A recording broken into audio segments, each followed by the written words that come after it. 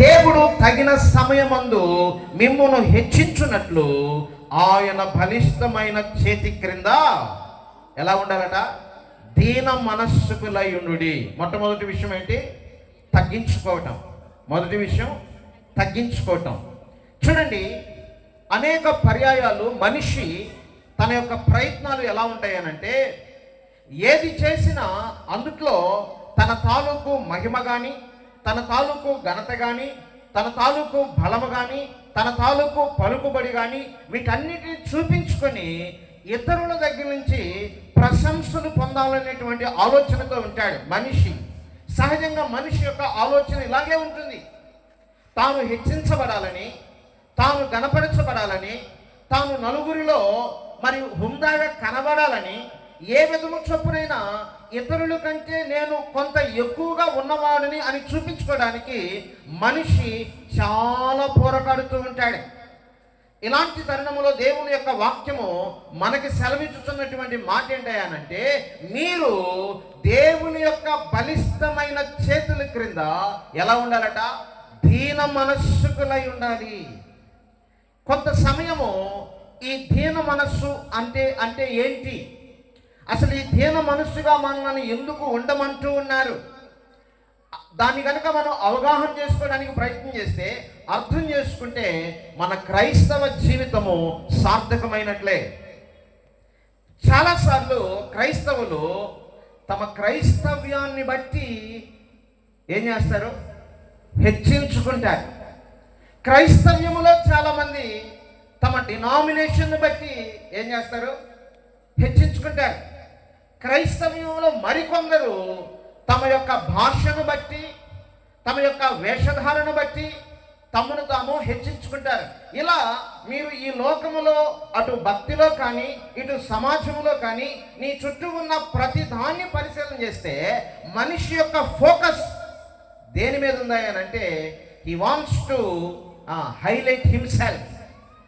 తన్ను తాను హెచ్చించుకోవాలి అనేటువంటి ప్రయత్నమే చేసుకుంటూ ఉన్నాడు. He want to lift himself up. తనను తాను మరి పైకి ఎదిగింప చేసుకోవాలని అనుకుంటూ ఉన్నాడు. ఇది మనిషి యొక్క ఆలోచన. అయితే ఇలాంటి తరుణంలో ఒక క్రైస్తవ జీవితము ఎలా ఉండాలి? ఒక క్రైస్తవ జీవితము యేసును అంగీకరించిన జీవితము, యేసును హృదయమందు కలిగి జీవించేటువంటి జీవితము ఎలా జీవించాలి? అందుట్లో మొట్టమొదటి విషయమే తగ్గించుకోవడము.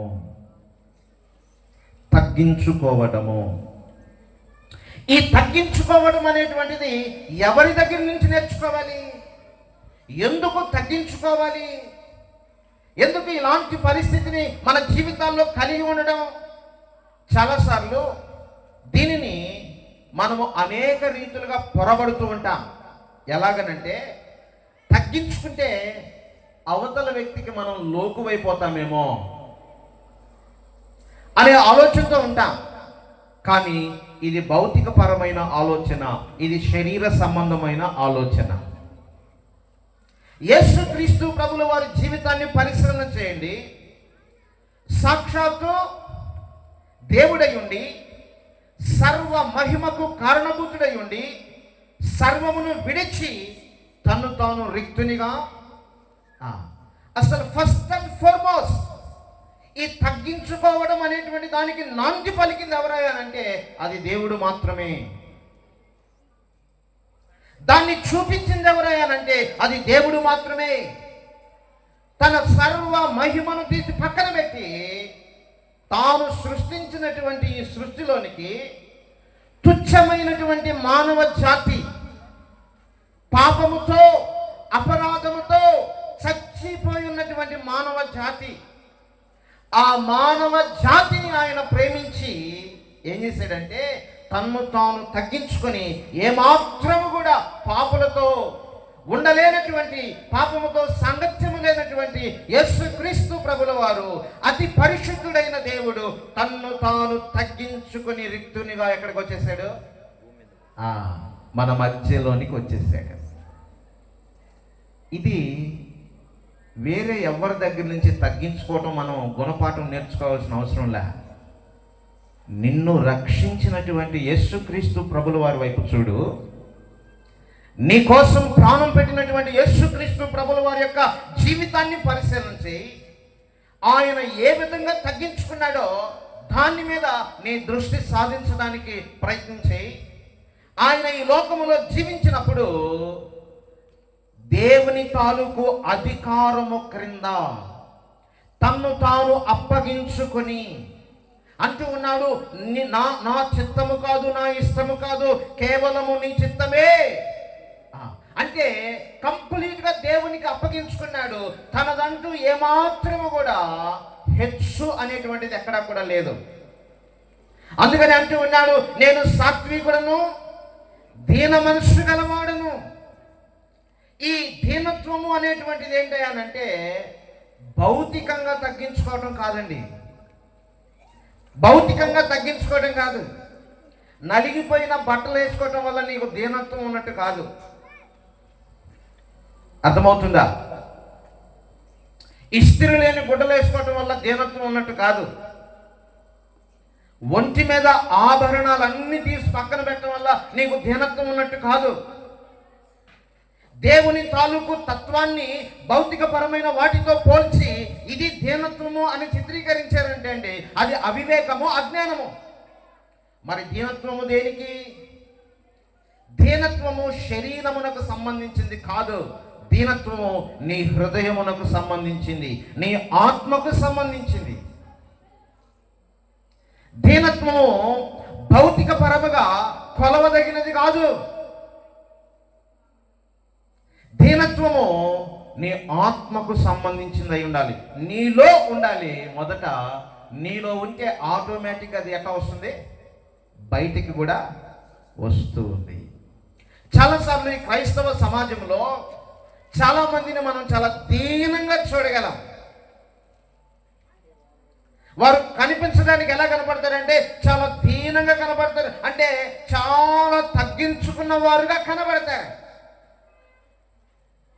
అలా కనబడటం ఇంపార్టెంట్ కాదు, కానీ హృదయమందు తగ్గింపు కలిగి, జీవితమందు తగ్గింపు కలిగి, నీ జీవితం పైన సర్వ అధికారము దేవునికి అప్పగించడమే తగ్గించుకోవడం. దేవుని అధికారానికి లోబడరు, కానీ భౌతికపరమైన విషయాల్లో దీనత్వాన్ని చూపించాలని ప్రయత్నం చేస్తే అది నిజంగా దీనత్వమేనా? అది నిజంగా తగ్గింపేనా? ఈ తగ్గింపు ఎవరి కోసం? ఈ తగ్గింపు ఎవరి కోసం? నన్ను చూచే మరో సహోదరుడి కోసం. ఆ సహోదరుడు నన్ను చూసి ఏమన్నాలంటే, అబ్బా చూడండి ఎంత దీనంగా ఉన్నాడు, ఒంటి మీద కలర్ గొడ్డే కనపడదు, ఒంటి మీద ఆభరణమే కనపడదు, కనీసం కాళ్ళకు చెప్పులు కూడా చాలా తక్కువ కాస్ట్లో వేసేసుకుంటాడు. ఎంత దీనత్వం! దీనత్వం అనేది భౌతికపరమైన వస్తువుల్ని ఆధారం చేసుకొని కొలిచేటువంటి కొలమానం అటువంటిది బైబిల్లో ఏమీ లేదు. దీనత్వం అనేటువంటిది మరో రూపంలో చెప్పాలంటే దానికి ఉన్నటువంటి మరి ఒక పర్యాయ పదం ఏంటి అంటే సాత్వికత. ఏంటి? అందుకనే యేసుక్రీస్తు ప్రభుల వారు కొండ మీద ప్రసంగం చేస్తూ కొన్ని ధన్యతలు చెప్తాడు. అందులో ఆ ధన్యతలో ఒకనొక ధన్యత ఏంటో తెలుసా? సాత్వికులు. అంటే దాని అర్థం ఏంటి? భౌతికంగా నిన్ను నువ్వు దీనంగా కనపరుచుకున్నటువంటి వాడు ధన్యుడా? అలాగ ధన్యుడు అని అనుకుంటే ఈ భారతదేశంలో రోడ్డు సైడ్ తిరిగి ఏమీ లేక భిక్షాటన చేస్తూ తిరుగుతుంటారే, అడుక్కుంటూ ఉంటారే, వాళ్ళు ధన్యులు మనందరికంటే. అట్లయితే ఒకవేళ భౌతిక పరమైనటువంటి విషయాలను ఆధారం చేసుకొని దీనత్వాన్ని కొలిచే పని అయితే మనలో ఉన్న ఏ ఒక్కరు కూడా అలాంటి సాత్వికతను కలిగి లేనట్టే అర్థం. కానీ సాత్వికత అనేటువంటిది, దీనత్వము అనేటువంటిది, తగ్గింపు అనేటువంటిది అది హృదయముకు సంబంధించినది, అది ఆత్మకు సంబంధించినది. నీ జీవితం అంతా కూడా అది కొనసాగించబడుతుంది. అది ఒకరున్నా ఉంటుంది, 10 మంది ఉన్నా ఉంటుంది, 1000 మంది ఉన్నా ఉంటుంది, ఎవరు లేకపోయినా ఉంటుంది. దీనిని, ఈ తగ్గింపు స్వభావాన్ని అపోస్తలుడైన పౌలు ఏమని చెప్పాడంటే, ఇది ఆధ్యాత్మికతలో ఫలభరితమైన స్థాయి అని చెప్పాడు. ఆత్మఫలమేమనగా, సౌండ్ ఇటు నుంచి వినపడుతుంది కానీ ఇటు నుంచి వినపడట్లేదు. సండే స్కూల్ పిల్లల్ని కాస్త వదిలితే వాళ్ళు చెప్తారు. నాకేం చెప్తారా? చెప్పండి. ఆత్మఫలమేమనగా,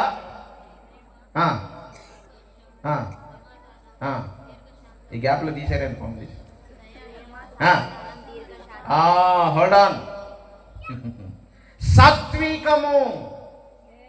సాత్వికము అని అంటే ఏంటో తెలుసా? దీన మనస్సే, తగ్గింపే. ఈ సాత్వికం ఏంటంటే ఆధ్యాత్మికమైన జీవితంలో ఫలభరితమైన స్థాయి, పరిపక్వత చెందిన స్థాయి, ఉన్నతముగా ఎదిగిన స్థాయి. బట్టను మార్చడం వల్ల వచ్చిన స్థాయి కాదు. Underline that point. ఆభరణాలు తీసివేయటం వల్ల వచ్చింది కాదు. ఇది ఆధ్యాత్మికమైనటువంటి జీవితంలో ఉన్నతమైన స్థితి తగ్గించుకోవడం అని అంటే, ఇది యేసు ప్రభుల వారు కలిగి జీవించారు. యేసు ప్రభుల వారు కలిగి జీవించారు. చాలాసార్లు కొందరు క్రైస్తవులు తగ్గించుకోవడంలో ఎందులో తగ్గించుకుంటారంటే, వాళ్ళు భౌతిక పరంగా ఆలోచన చేస్తూ ఏదన్నా బాగా ఖర్చు అవుతుంది అనుకో, అట్లా చూపిస్తారు ఆ దీనత్వం. ఇందులో చూపించరు. ఇందులో చూపిస్తారా? పొరపాటున ఎప్పుడైనా చర్చిలో ఏదైనా ఒక పండగ రోజు భోజనాలు పెట్టారనుకో, సంఘం అంతా గుడి, అయ్యా ఎప్పుడు తినేదేగా అయ్యా, ఈరోజు ఏముందిలే, ఏదో పప్పుచారు ఒక అప్పడం వేసి పంపించండి అంటారా? ఎట్టి పరిస్థితిలో ఏం పడాలా? ప్లేట్లో ఏం పడాలా? దీనికి దీనత్వం కనపడదా? ఒకవేళ భౌతిక పరంగా దీనత్వాన్ని నువ్వు లెక్కేసే పని అయితే ఈ విషయంలో దీనత్వం కనపడదు. చూసారా? అంటే నీకు అవసరమైన దాని విషయంలోనేమో, నీకు ఫ్రీగా వచ్చే దాని విషయంలోనైతేనేమో, నీ కడుపు నిండేదాని విషయంలోనైతేనేమో భౌతిక పరమైన విషయాల్లో దీనత్వం కనపడదు. కానీ నువ్వు కొనలేనిది ఏదైనా ఉంటుంది చూసావా, దాని విషయంలో నీకు ఏళ్ళలేని దీనత్వం ఉంటుంది, ఏళ్ళలేని తగ్గింపు ఉంటుంది నీకు. ఈ తగ్గింపు దీనత్వం అనేటువంటిది ఏంటి అని అంటే, సరిగ్గా మనం అర్థం చేసుకోవాలంటే అది భౌతికానికి సంబంధించింది కాదు. కంప్లీట్గా మన జీవితాన్ని దేవుని అధికారము క్రింద ఉంచడం. ఆయన ఏది చేయమని చెప్తే, ఆయన ఎలా నడిపిస్తే, తన వాక్యము ద్వారా ఎలా మనల్ని ప్రేరేపిస్తే అలాగున జీవించడమే తగ్గింపు. కంప్లీట్గా ఆయన అధికారానికి లోబట్టం. ఇప్పుడు మీలో, ఇక్కడ ఈ వాక్యం ఉన్నటువంటి మీలో ఎంతమంది నిజంగా దేవుని అధికారానికి లోబడుతున్నారు? దేవుని అధికారానికి లోబడి ఈ దీనత్వము, ఈ సాత్వికము, ఈ తగ్గింపు మీ జీవితాల్లోనికి రావాలి అంటే రెండు విషయాలు మీ జీవితాల్లో చాలా బలంగా ఉండాలి. అదేంటనంటే, ఒకటి వాక్యము, రెండు ప్రార్థన. ఏమేమి ఉండాలి? ఒకటి వాక్యము, రెండు ప్రార్థన. ఒక కుర్రాడు చర్చి బయట అరుగు మీద కూర్చొని ఉన్నాడు. ఈ చర్చి కాదు, నాకు తెలిసిన చర్చి. ఓకే, వాడు ఫోన్ చూస్తా కూర్చున్నాడు. ఏందిరా ఎప్పుడు చూసి నీ ఫోన్ ఏందిరా, ఏందిరా చేతిలో ఫోన్ అన్నాం అనుకో, వాడు ఏమంటారు? అని ఏందనుకున్నావనియా, వాక్యం విన్నాను అని అంటాడు. ఏమంటున్నాడు? నిజమేనా?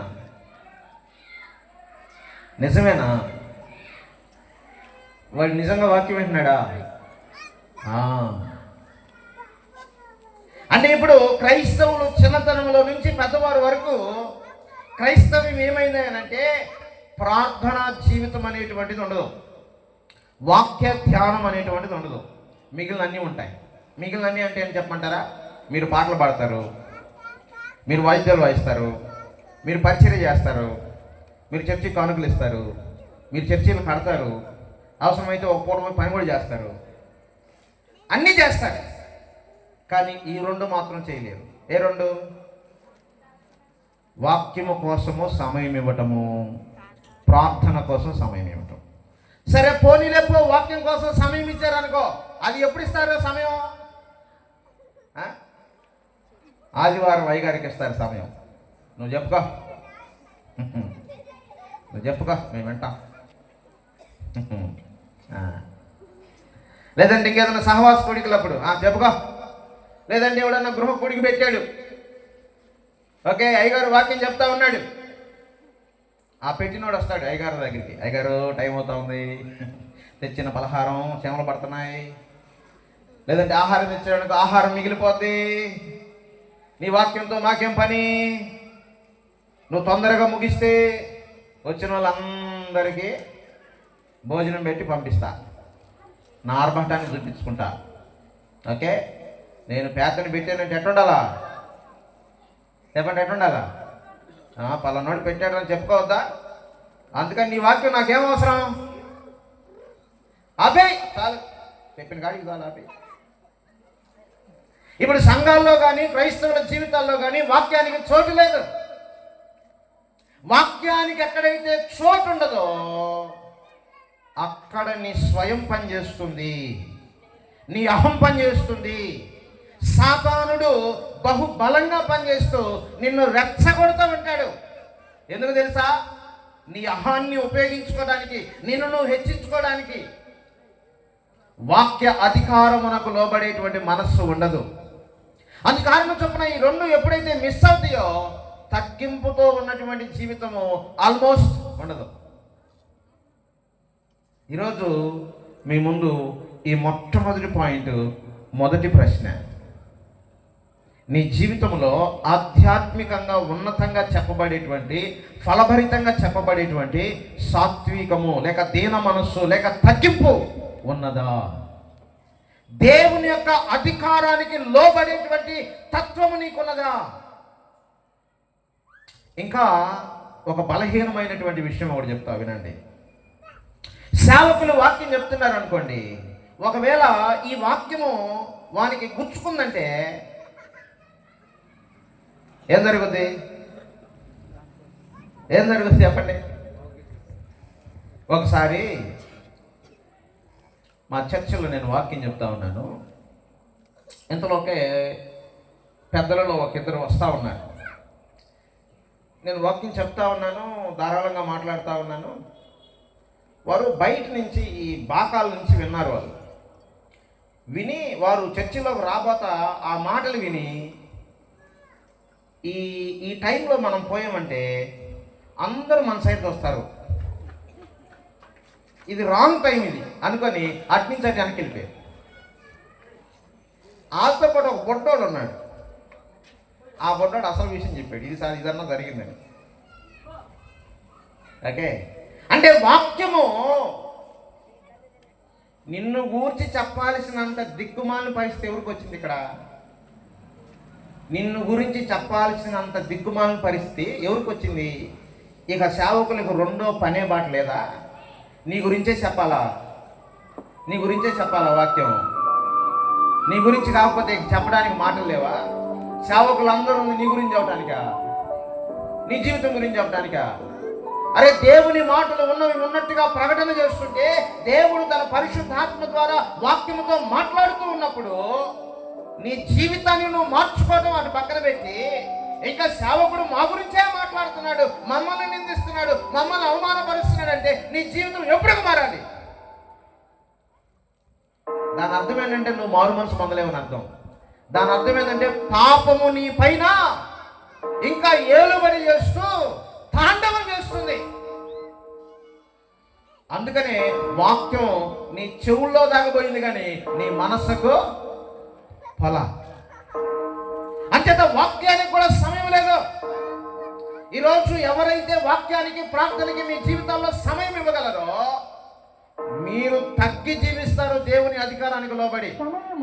ఇది క్రైస్తవుని జీవితాల్లో ఉండవలసిన మొట్టమొదటి లక్షణం, ఫస్ట్ అండ్ ఫార్మోస్ట్. అందుకని యేసుక్రీస్తు ప్రభుల వారు ఒకానొక సందర్భంలో చిన్నపిల్లలను గురించి ఇలాంటి వారిదే పరలోక రాజ్యం అని అంటాడు. అంటే దాని అర్థం ఏంటి? వారిలో ఏ విధమైనటువంటి హెచ్చింపు లేదు, వారిలో ఏ విధమైన అహము లేదు. వారు తగ్గింపు కలిగిన జీవితాలు కలిగిన వారు, చిన్నపిల్లల వంటి వారు. ప్రతి క్రైస్తవుడు అలా తగ్గి జీవించగలిగితే ఒక దినాన నిన్ను హెచ్చింపు ఎలా ఉంటుందో తెలుసా? ఆయన పక్కన కూర్చోబెట్టుకుంటాడు.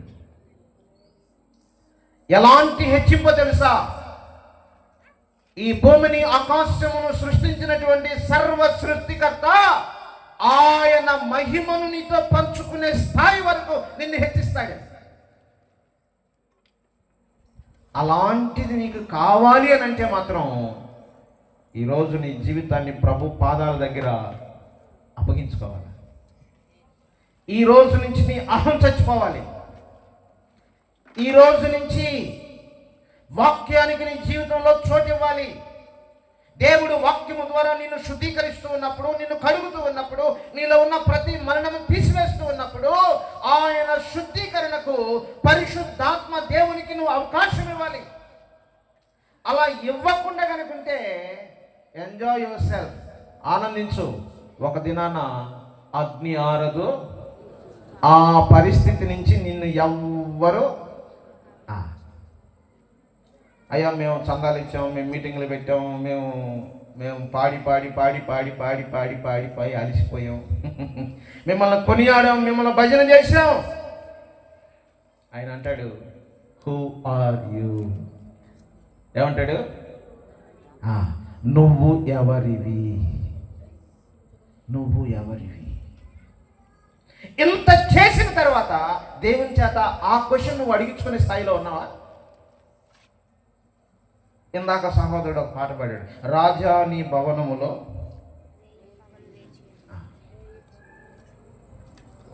ఇన్ని పాటలు పాడి నీ భవనములో రేయి పగలు వేచి ఉంటాను. ఇంకా విచిత్రం ఏంటంటే, ఇది కాదు అసలు విచిత్రం, ఇంకా విచిత్రమైన పాటలు చెబుతాయనండి మన క్రైస్తవ సమాజంలో. నువ్వు ఉంటే నాకు చాలు యేసయ్యా, నీ వెంటే నేను ఉంటానేసయ్యా. ఏమేమి చాలయ్యా? నీ మాట చాలు, నీ చూపు చాలు, నీ తోడు చాలు, నీ నేడు చాలు. ఇంకేమొద్దా? నిజంగా మాట్లాడు, ఇంకేమొద్దమ్మా? నువ్వు ప్రార్థన చేస్తావు, ఏమని చేస్తావు? ప్రభా, మా పెద్ద కొడుకు హైదరాబాద్లో ఉన్నాడు, వాడు హైదరాబాద్ మొత్తం కొనాల.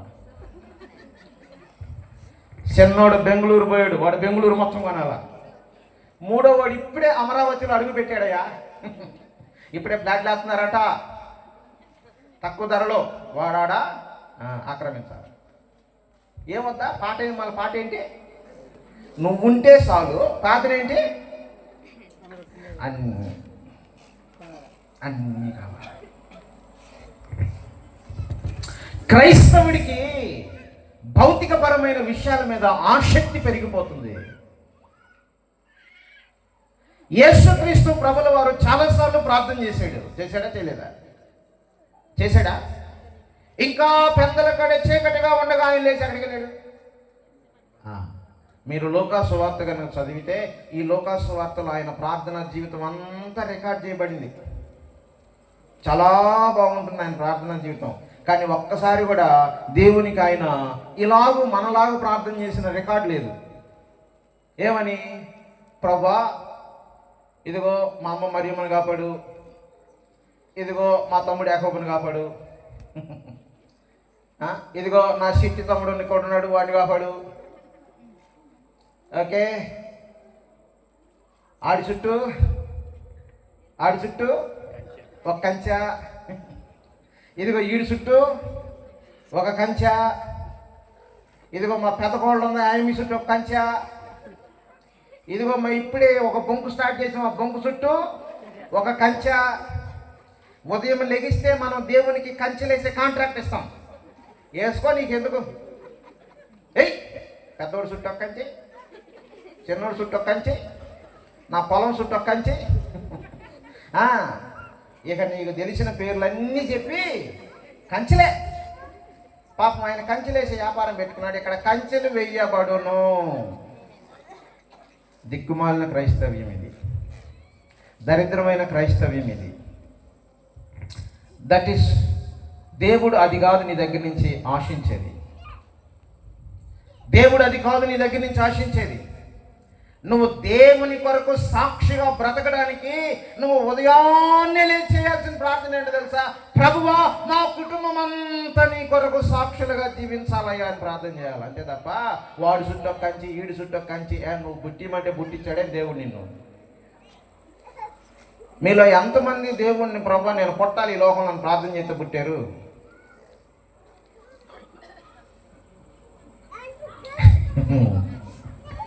ఏంద్ర బాబు ఇంకా తేడాగా ఉన్నాడు అనుకుంటున్నారా? పర్లేదు, మనం ఎవరు దేవుడిని అడగల పుట్టిమని. ఎవరు పుట్టించారు? మనలే ఆయన పుట్టించాను మనము.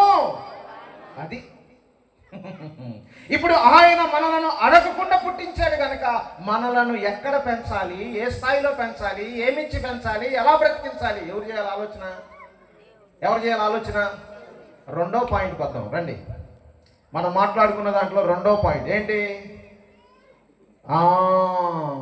ఆ మాట, మీరు దేవుణ్ణి ఆయన మీద ఆనుకుంటూ దీన మనస్సుకుల ఏం చేయాలంటే కింద చూడండి, బలిష్టమైన చేతి క్రింద దీన మనస్కులై ఉండి ఆయన మిమ్మును గురించి చింతించుచున్నాడు.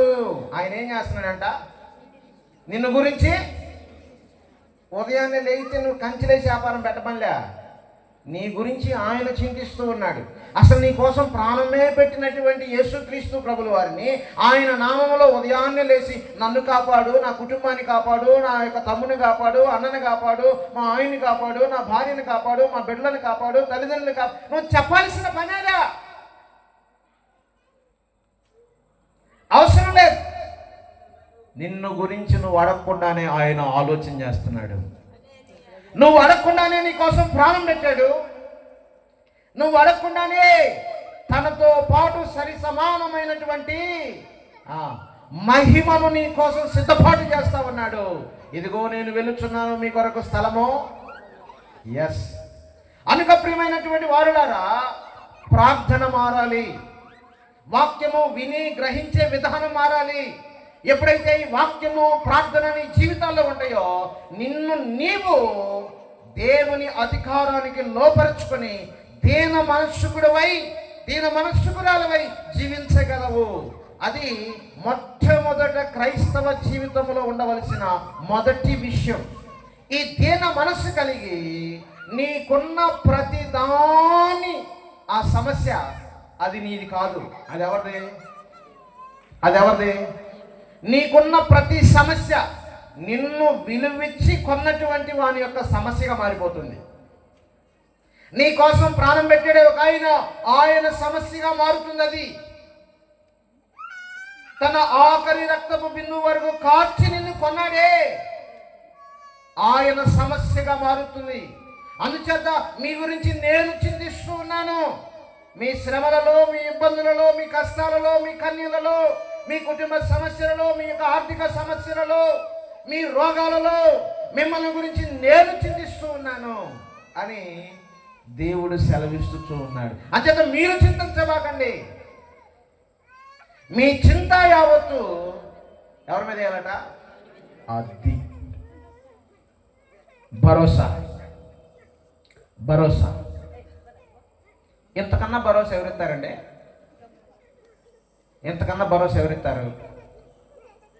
వివాహం రోజు స్టేజ్ మీద నిలబడి ఒకరికొకరిద్దరు భరోసాలు ఇచ్చుకుంటారు. ఏమని? ఏమని? అయ్యగారు, ఇక్కడ ఉన్న వాళ్ళందరూ బాగా నోటెడ్ అయిపోయి ఉంటాయి. చేసి చేసి చేసి పెళ్ళిళ్ళు చేసి చేసి వాళ్ళు పెళ్ళిళ్ళు చేయటానికే పాస్టర్లు అయినట్టుగా ఉంది కదా. కానీ బైబిల్లో అపోస్తలులు ఏ పెళ్ళిళ్ళు చేసినట్టుగా లేదు. కానీ మనమైతే చేయాలా? చేయకపోతే వాడు చర్చికి రాడు. లేకపోతే లేకపోయిన వాడు చర్చికి రావాలి, ముందు మనం చేసేస్తాం. మనం వాడు పెళ్లి చేస్తాం, వాడికి ఎవడన్నా పుడితే ఇక వాడికి సకిలీకం చేయాల. ఎట్నో నయ్యం డైపర్లు కూడా మార్పిట్లా. అంతవరకు సంతోషం పాస్టర్ల చేత. మొట్టమొదటి డైపర్ అయ్యారు మీరే మారవాలా, యేసు నామములో ప్రార్థన చేసి అని అలా అంతవరకు వదిలిపెట్టారు పాస్టర్లని. అంతవరకు సంతోషం. ఎందుకనంటే మొదటి ముద్ద పెట్టాలా, అందుకని మొదటిసారి కూడా నువ్వే ఎత్తేయాలన్నా, అంతవరకు సంతోషం. అరే దేవుని కొరకు సాక్ష్య సమూహముగా మిమ్మల్ని తయారు చేయడానికి ఆయన నాయకులను ఎన్నుకుంటే, ఆ నాయకుల్ని ఎలా తయారు చేసి కూర్చోబెట్టారు తెలుసా? నా ఇంట్లో దినం జరిగినా నువ్వు ఉండాలి, పుట్టినరోజు జరిగినా నువ్వు ఉండాలి, పెళ్లి జరిగినా నువ్వు ఉండాలి, అన్నీ నువ్వే చెయ్యాలి. కట్టేసావు, నోరు ఆడే సగం మూడిపోయింది. ఇప్పుడు సత్యమైనటువంటి వాక్యాన్ని చాలా నిస్వార్థంగా బలంగా చెప్పాలంటే ఏం జరుగుద్ది?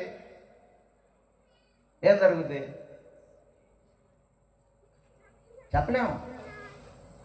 ఎందుకనంటే రేపు ఉదయాన్నే మళ్ళీ నీ ఇంటి దగ్గర కార్యక్రమం ఉంటుంది, మళ్ళీ నువ్వు పిలవద్దా?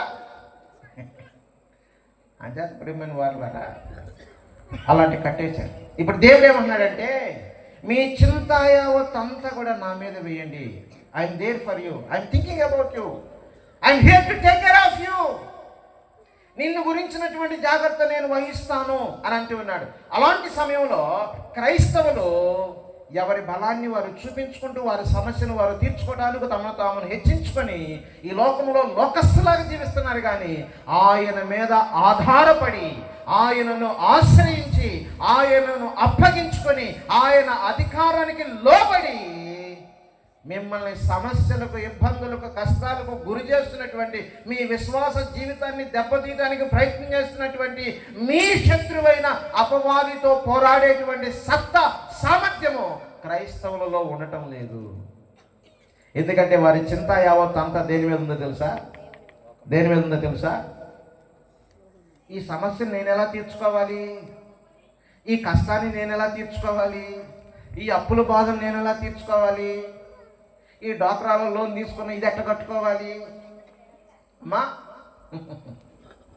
మా ఊర్లో ఒక సహోదరి ఉంది. ఆమె రోజు డైలీ ఉదయాన్నే లేచి ఇంటికి తాళం వేసి వెళ్ళిపోద్ది. కనపడదు.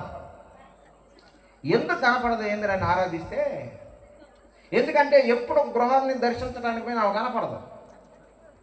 ఏందిరా అంటే దాని వెనకాల ఉన్న మా గూఢమైన మర్మం ఏంటంటే ఒక్కని కూడా వదిలిపెట్టలామా.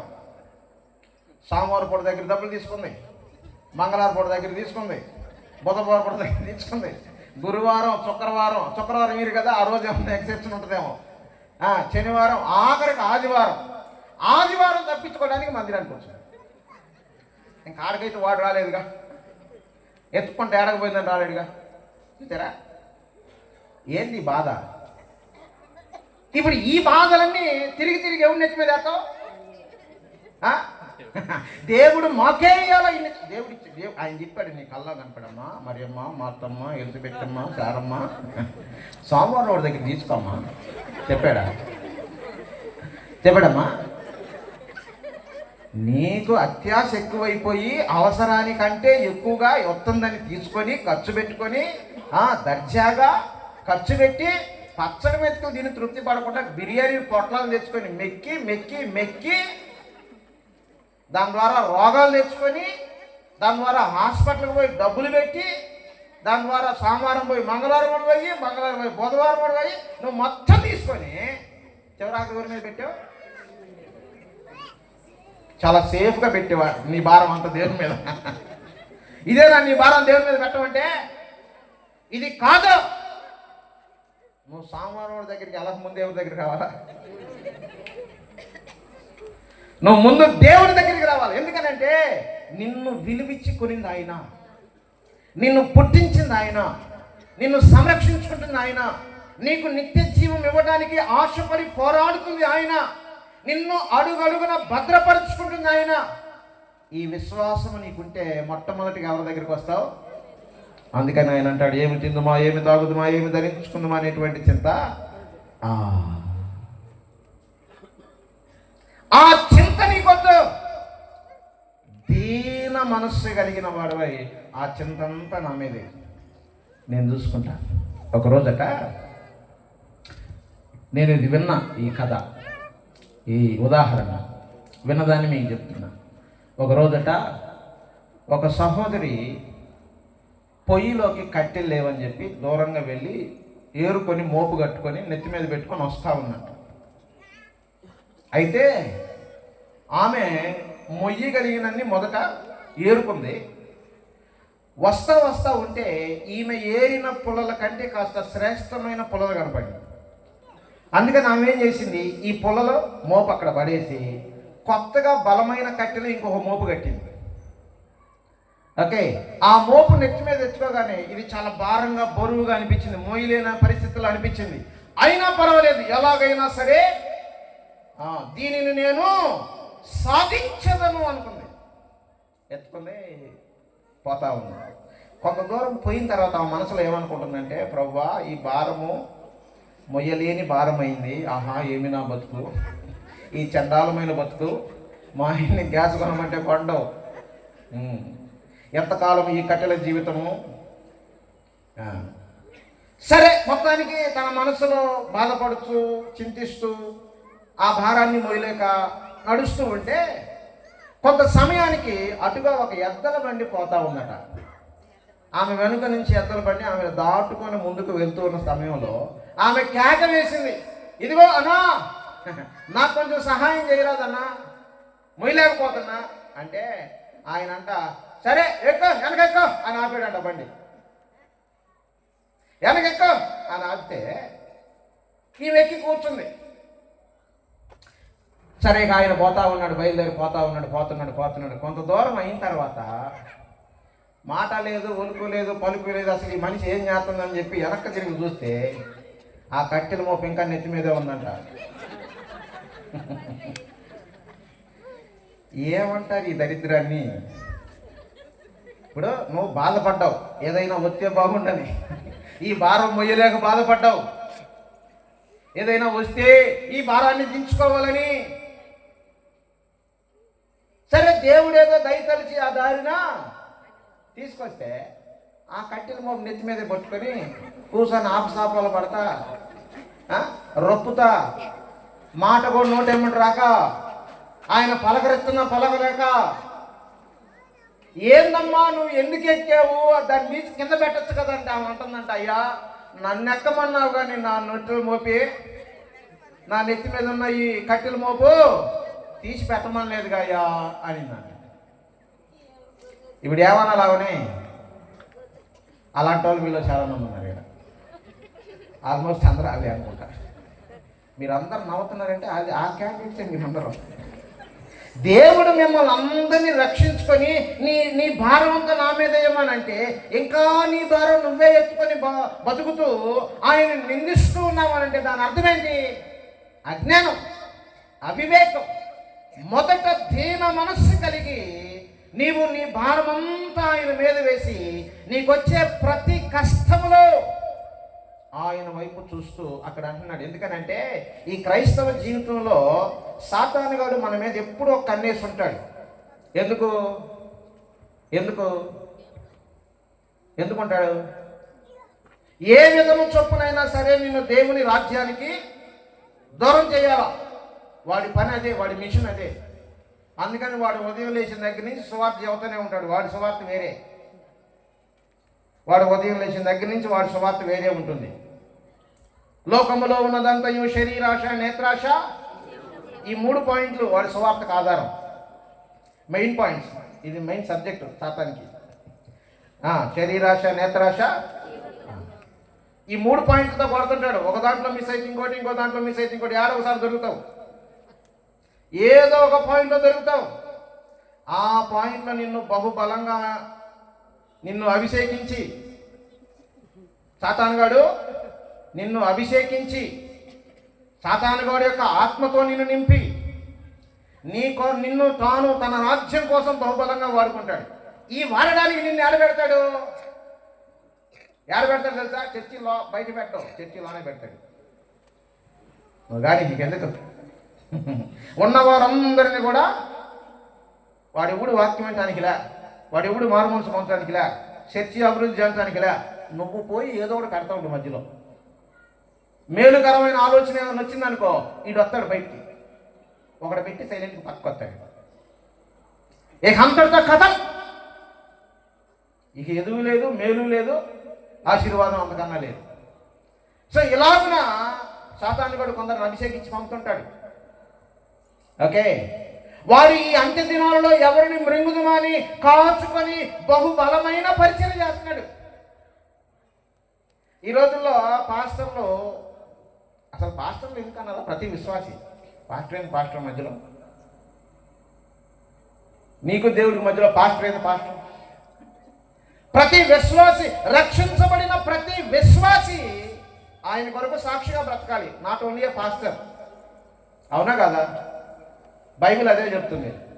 రక్షించబడిన ప్రతి ఒక్కరూ ముందుగా ఏర్పాటు చేయబడినటువంటి సక్రియలు కొనసాగించుటకై ఆయన మిమ్ములను తన కృపచేత రక్షించుకున్నాడు అని ఎఫెసీ పత్రిక 2వ అధ్యాయం 1 నుంచి చదివితే ఇదే అర్థమవుద్ది. ఓకేనా? సత్యత రక్షించబడిన ప్రతి విశ్వాసి దేవుని కొరకు సువార్తికుడిగా మారాలి, సాక్షిగా మారాలి. ఆయన సువార్తను చెప్పాలి.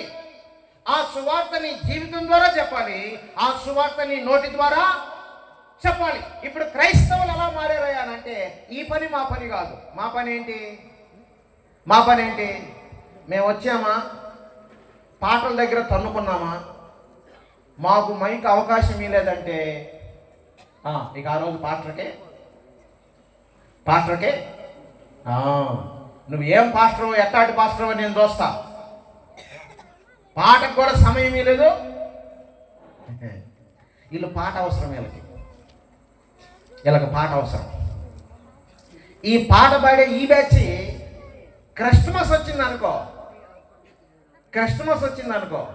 వాళ్ళకి డ్యాన్సులు అవసరం, వాళ్ళకి నాటికలు, స్కిట్లు ఇవన్నీ అవసరం. ఇదే బ్యాచ్ సంక్రాంతి వచ్చిందనుకో, ఇక ఆ సబ్జెక్ట్ నేను చెప్పకూడదు. ఎందుకంటే అన్ని పండగలు మనయే. కాబట్టి క్రిస్మస్ కొంచెం బాహాటంగా చేస్తాం, మిగిలిన కొంచెం సైలెంట్గా, ఎవడికి తెలియకుండా సైలెంట్గా పిండొంట్లు మొత్తం చేసుకొని. ఎవడైనా అడిగాడు, పండగ కదా పిల్లలు మనం ఉల్లార పడతారు. పిల్లలు బయటోడు చేసే కంటే ఈడు చేసే అడవుడి ఎక్కువ ఉంటుంది, క్రైస్తవుడు చేసే అడవుడి. మిగిలిన వాళ్ళు చేసే వంటకాలంటే కూడా క్రైస్తవులు ఇతరుల పండుగలు చేసే హడావుడి, వారి యొక్క భోజన కార్యక్రమాలు, పిండి వంటలు ఎక్కువ ఉంటాయి. అంటే ఇది నా సుదీర్ఘమైన అనుభవంలో నేను అనుకున్నది. మీకు అదే ఉంటుంది, ఎందుకంటే ఆల్మోస్ట్ ఆ కేటగిరీలోనే ఉన్నారు. ఎందుకంటే సాతానుడు ప్రతి క్రైస్తవుని ఎంత వీలైతే అంత మోసం చేసి, ఎంత వీలైతే అంత వాడిని మాయ చేసి, ఎంత వీలైతే అంత ప్రభు రాజ్యానికి దూరం చేసి, ఈ లోకానికి దగ్గర చేసేసి దేవుని రాజ్యానికి నేను దూరం చేయాలని ఈ అంత్య దినాల్లో బహుబలంగా పనిచేస్తున్నాడు. నిన్ను దూరం చేయడానికి నీ పక్కింటి వాడిని వాడుకోవచ్చు, నీ ఇంట్లో వాడిని వాడుకోవచ్చు. యోబుకి ఎలాగైతే తన భార్యను వాడాడో అలాగే భార్యను విశ్వాసంలో నుంచి బయటికి తీసుకురావడం కోసం భర్తను వాడచ్చు, భర్తను విశ్వాసం నుంచి బయటికి తీసుకురావడం కోసం భార్యను వాడచ్చు, తల్లిదండ్రుల విశ్వాసం నుంచి బయటికి తీసుకురావడం కోసం పిల్లలు వాడచ్చు, పిల్లల విశ్వాసం నుంచి బయటికి తీసుకురావడం కోసం తల్లిదండ్రులు వాడచ్చు. ఎవరినైనా వాడతాడు. ఎలాగైనా సరే నిన్ను ఆ ఆధ్యాత్మికమైన జీవితంలో నుంచి, ఆ దీనత్వంలో నుంచి, ప్రభు మీద ఆనుకునే తత్వంలో నుంచి, ప్రభు రాజ్యం వైపు చూసే తత్వంలో నుంచి, ఆయన మీద ఆధారపడే ఆ జీవితంలో నుంచి నిన్ను బయటికి తీసుకురావాలి. అందుకే క్రైస్తవుడా ఏమని సెలవిస్తుంది దేవుని యొక్క వాక్యం అంటే, రెండవ విషయాన్ని చదువుకుంటే, ఇదిగో మీ విరోధి అయిన అపవాది గర్జించు సింహము వలె ఎవరిని మృంగుదుమా అని వెతుకుతూ తిరుగుచూ ఉన్నాడు. లోకమందున్న మీ సహోదరులు యందు ఈ విషయమై శ్రమలే నెరవేర్చున్నామని ఎరిగి విశ్వాసమందు స్థిరులై వానిని ఎదిరించుడి. ఏం చేయాలి? తట్టుకోవాలి. విశ్వాసములో స్థిరులై అపవాదిని ఎదిరించే స్థాయికి ప్రతి విశ్వాసి ఎదగాలి. విశ్వాసి పాస్టర్ని ఎదిరించే స్థాయికి ఎదుగుతున్నారు, పెద్దల్ని ఎదిరించే స్థాయికి ఎదుగుతున్నారు, వాళ్ళల్లో వాళ్ళు ఎదిరించుకునే స్థాయికి ఎదుగుతున్నారు. కానీ అసలు విశ్వాసం ఎదిరించాల్సింది ఎవరిని? అది మాత్రం చేయట్లేదు. అలాంటప్పుడు వీళ్ళని ఏమంటారు? అపవాదిని కాకుండా, అపవాది మీద యుద్ధం చేయకుండా, అపవాదిని ఎదిరించకుండా, సంఘ విశ్వాసుల్లో వాళ్ళల్లో వాళ్ళు ఎదిరించుకుంటూ, పెద్దల్ని ఎదిరిస్తూ, సేవకుల్ని ఎదిరిస్తూ, ఇలా ఎదిరించుకుంటూ బతుకుతున్నారు అనుకోండి, వాళ్ళని ఏమంటారు? క్రైస్తవులు అని మాత్రం అనకూడదు. క్రైస్తవుడు దీన మనస్సు కలిగి ఉంటాడు. క్రైస్తవుడు ఎదిరించాల్సింది ఎవరిని? సాతానుని ఎదిరించాలి. మీరందరూ కలిసి ఐక్యమత్యముతో, ముక్త కంఠముతో, దేవుని యొక్క నామములో ఉన్న బలము చేత, ఆయన మీకు ఇచ్చిన కృపలోని బలము చేత సాతానుని ఎదిరించాలి తప్ప మీలో మీరు ఎదిరించుకోవడానికి కాదు. ఆయన మిమ్మల్ని సంఘంలోనికి పిలిచింది. ఈరోజు నీ విశ్వాసం స్థిరంగా ఉందా? అపవాదిని ఎదిరించే పరిస్థితుల్లో తట్టుకొని నిలబడగలుగుతున్నావా? లేక లొంగిపోయి వేషధారణమైన క్రైస్తవ జీవితాన్ని జీవిస్తున్నావా? పరిశీలన చేసుకో. మూడవది, చివరి విషయం చెప్పి నేను ముగిస్తా. కొంతమంది అమ్మయ్య అనుకుంటున్నాను. మూడవది ఏంటి చేయరు? ఏం చెప్పాను నేను నీకు? అయ్యగారు పక్కన చదువుతున్నాడు కానీ ఇటు నుంచి రావాలా, నాకు ఇటు నుంచి రావాలా రిప్లై, ఇటు నుంచి కాదు. నేను ఇటు నుంచి ఎక్స్పెక్ట్ చేస్తున్నా రిప్లై. ఇది వచ్చేసరికి రేత్రి ఏకుందామని 3 తట్టుకుంది. అందుకని అయ్యగారులు వాళ్ళు ఏమంటున్నారంటే, అయ్యగారు ఇక 3ది మేమే చదువుతావులే, నువ్వు తొందరగా కానీ, టైం అవుతా ఉంది, ఆకలి అవుతా ఉంది. వాళ్ళు చెప్పట్లేదులే. చూడండి, ఆయన కృప మీద, ఆయన కృపలో మనకు అనుగ్రహించేటువంటి బలము మీద మనం ఆధారపడుతూ మనలను మనము ఉత్తేజపరుచుకోవాలి దేవునిలో. మొదటిది తగ్గించుకోవాలి, రెండవది సాతానును ఎదిరించి తట్టుకోవాలి, మూడవది ఆయన కృపపై ఆధారపడి తేజరిల్లాలి. ఎందుకో తెలుసా? ఆయన కృపను ఆధారము చేసుకున్న ప్రతి ఒక్కరిని ఆయన దేని చేత నింపుతాడు తెలుసా? తన మహిమ చేత నింపుతాడు. దేవునికి స్తోత్రం చెప్దాం. హల్లెలూయా, హల్లెలూయా. అట్టి మహిమలోనికి నిన్ను పోనీయకుండా ఆపగలిగిన శక్తి ఎవ్వరికీ లేదు, సాతానుకు కూడా లేదు. అయితే సమస్య ఎక్కడ వస్తుందనంటే, మొదటి విషయం నీలో ఉండటంలా. నువ్వు దేవుని మీద ఆధారపడి తగ్గించుకొని బ్రతకలేకపోతూ ఉన్నావు. ఇది ఎప్పుడైతే ఉండదో, రెండవ అంశం ఏంటిది? తట్టుకొని నిలబడేటువంటి అంశం, అది కూడా ఉండదు నీలో. ఎప్పుడైతే తట్టుకొని నిలబడే అంశం నీలో ఉండలేకపోతుందో, మూడవది తేజరిల్లేటువంటి పరిస్థితి కూడా నీలో ఉండదు. ఒకసారి నువ్వు ప్రశ్న వేసుకో. ఆయన కృప ఇప్పుడు కూడా నీ ఎడల విస్తరించబడింది. ఆయన ఇప్పుడు కూడా నీ కోసం ఎదురు చూస్తూ ఉన్నాడు. ఆయన ఇప్పుడు కూడా తన ప్రేమను నీ ఎడల తగ్గించుకోలేదు. నువ్వు దీన మనస్సు లేకపోయినా, దేవుణ్ణి త్రోసివేసినా, విశ్వాసములో స్థిరంగా లేకపోయినా, ఈ వాక్కులు నీ దాకా పంపించాడంటే అర్థమేంటో తెలుసా? ఆయన నీ దగ్గర నుంచి ఇవి ఎక్స్పెక్ట్ చేస్తా ఉన్నాడు. ఇకనైనా నిన్ను నీవు పూర్తిగా దేవునికి అప్పగించుకో, ఆయన అధికారానికి అప్పగించుకో. దీన మనస్సులోనికి రా. ఎదిరించడము వ్యక్తులను ఎదిరించడం కాదు, శక్తులను ఎదిరించాలి నువ్వు. అపవాది తంత్రములను ఎదిరించాలి నువ్వు. దానికోసము ఆయన నిన్ను రక్షించుకున్నాడు. అందుకారణము చొప్పున ప్రియమైన వారులారా, అపవాదిని ఎదిరిస్తూ ఆయన కృప మీద ఆధారపడి, ఆయన కృప తాలూకు బలమును పొందుకొని ఆయన మనకు అనుగ్రహించేటువంటి మహిమలోనికి మనము చేర్చబడాలి. ఈ మహిమలోనికి చేర్చబడేటువంటిది అది ఫైనల్ స్టేజ్. అది ఫైనల్ స్టేజ్. ఇప్పుడున్న స్టేజ్ ఏంటో తెలుసా? తగ్గించుకోవడం, ఎదిరించడం. ఎదిరించడం ఎవరిని? వాక్యం చెప్పిన పాస్టర్ని కాదు, నడిపించే నాయకులను కాదు, నీ తోటి విశ్వాసిని కాదు, మరెవరిని? సాతానుని. వాడే నీ శత్రువు. నిన్ను ఈ భూలోకములో తన కొరకు వాడుకోవడానికి ఈ భూలోకములో ఉన్నటువంటి ప్రతి ఆశను నీకు చూపిస్తూ ఉన్నాడు. నిన్ను రెచ్చగొడుతూ ఉన్నాడు. ఈ భూలోకములో ఉన్నటువంటి ప్రతి దాని విషయాన్ని నీకు చూపించి నిన్ను ఆకర్షిస్తూ ఉన్నాడు. కనుక ప్రియమైనటువంటి దేవుని బిడ్డ, ఈరోజు ఒక్కసారి నీ జీవితాన్ని పరిశీలన చేసుకొని ఈ ప్రశ్న వేసుకో. నేను నిజంగా దేవునికి లోబడుతున్నానా? తగ్గింపు కలిగిన జీవితాన్ని కలిగి జీవిస్తున్నానా? నేను నిజంగా అపవాదిని ఎదిరించి జీవించగలిగిన ఆధ్యాత్మికమైన జీవితాన్ని జీవిస్తున్నానా? పరిశీలన చేసుకో. ఈ రెండు నీకుంటే, మూడవది తన మహిమ ద్వారా నిన్ను నింపటము ఎవ్వరు ఆపలేరు. అందరం పైకి లేచి నిలబడదాం. ఒక్కసారి మిమ్మల్ని మీరు పరిశీలన చేసుకోండి.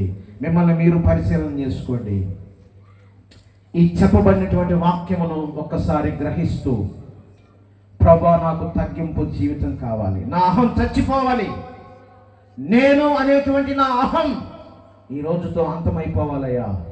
నాలో నీ ఉండాలి, నీ అధికారం ఉండాలి, నీ శ్వాస ద్వారా నేను నడిపించబడాలి, నీ ఆత్మ ద్వారా నేను నడిపించబడాలయ్యా అని ప్రతి ఒక్కరు కూడా, ఇక్కడున్న ప్రతి ఒక్కరు మీ హృదయాన్ని ఆయన వైపు కేంద్రీకరించండి. సమయాన్ని గురించి పట్టించుకోవద్దు. పరిశుద్ధాత్మ దేవుడు నీ హృదయంలో కార్యం చేస్తూ ఉన్నాడు. నీ హృదయము ఆయనకు అప్పగించు. ఈ రాత్రి నీ హృదయము వెన్నలాగా ఆయన చేయబోతూ ఉన్నాడు, హిమములాగా ఆయన మార్చబోతూ ఉన్నాడు. నీ హృదయాన్ని ఆయన తన యొక్క రొట్టె ముక్కలాగా నిన్ను మార్చబోతూ ఉన్నాడు. శుతిమెత్తనైనటువంటి జీవితముగా నీ జీవితాన్ని మార్చబోతూ ఉన్నాడు. ఆయనలో ఉన్న దీనత్వము నీలో ఉండడానికి ఆయన ఆశిస్తూ ఉన్నాడు నీ దగ్గర నుంచి అది చూడాలని. ఎందుకంటే ఆయన పోలికగా పుట్టబడ్డావు, ఆయన స్వరూపాన్ని ఆయన రక్తములో కడుగబడిన నీవు దాల్చావు. ఆయనలో ఉన్న సాత్వికత నీలో ఉండాలి. ఆయనలో ఉన్నటువంటి సంపూర్ణమైన సాత్వికత నీలో ఉండాలి. ప్రతి ఒక్కరు కూడా మీ రెండు హస్తాలు ఆకాశ సింహాసనాసీనుడైనటువంటి దేవుని వైపు చాపి ప్రతి ఒక్కరు కూడా మీ జీవితాన్ని పరిశీలన చేసుకోండి. ఇంతవరకు అహం నిన్ను ఏలుబడి చేసిందా? ధనం నిన్ను ఏలుబడి చేసిందా? అందము నిన్ను ఏలుబడి చేసిందా? ఇంతవరకు దీన మనస్సు అనేటువంటి అంశమే నీలో లేదా? తగ్గింపు స్వభావమే నీలో లేదా? అలాగైతే నువ్వు క్రీస్తుకు సంబంధించిన వ్యక్తివి కాదు. ఈరోజు రా, ఆయన పోలికైన సాత్వికాన్ని కలిగి జీవించడానికి ఆయన చెంతకు రా. ప్రభా, ఇదిగో నా జీవితాన్ని నీ పాదాల దగ్గర పెడుతూ ఉన్నాను, నా బ్రతుకుని నీ పాదాల దగ్గర పెడుతున్నానయ్యా. ఇక మీదట నేను నీలో ఒదిగి జీవించాలి. అపవాదిని ఎదిరించే శక్తిని నాకు ఇవ్వయ్యా. ఇదిగో అపవాదిని వారి యొక్క తంత్రములను నేను ఎదిరించగలిగిన సామర్థ్యత నాకు అనుగ్రహించయ్యా. పరిశుద్ధాత్మదేవా, మీ సహాయము, మీ అభిషేకము, మీ బలము, మీ సామర్థ్యము మాకు కావాలి. సహాయము దయచేయండి తండ్రి. ప్రతి ఒక్కరు మీ జీవితాన్ని పరిశీలన చేసుకోండి. ప్రతి ఒక్కరు కూడా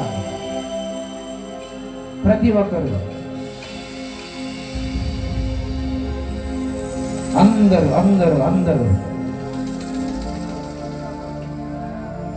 ఇదిగో దేవా నా జీవితం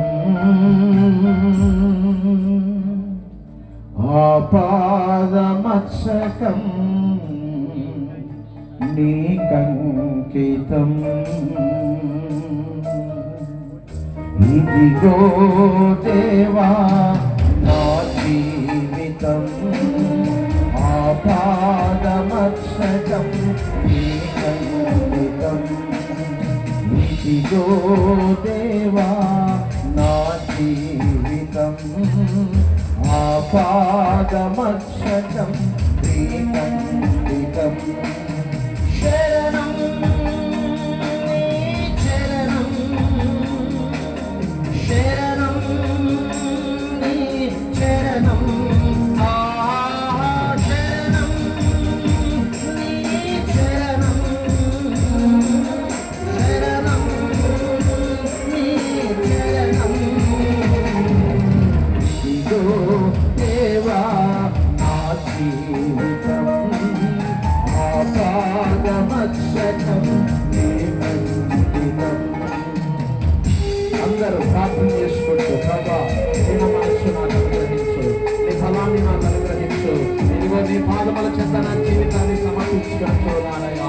ఈ రాత్రి నా జీవితాన్ని మరి ఒకసారి పరిశీలన చేయండి.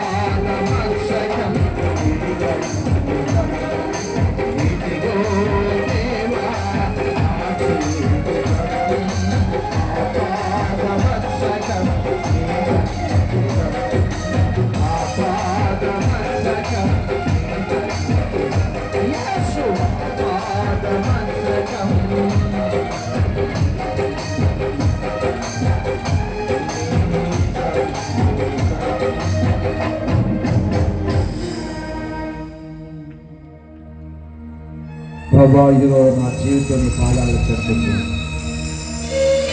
ఒక్కసారి నన్ను శుద్ధీకరించు, ఒక్కసారి నన్ను బలపరచు.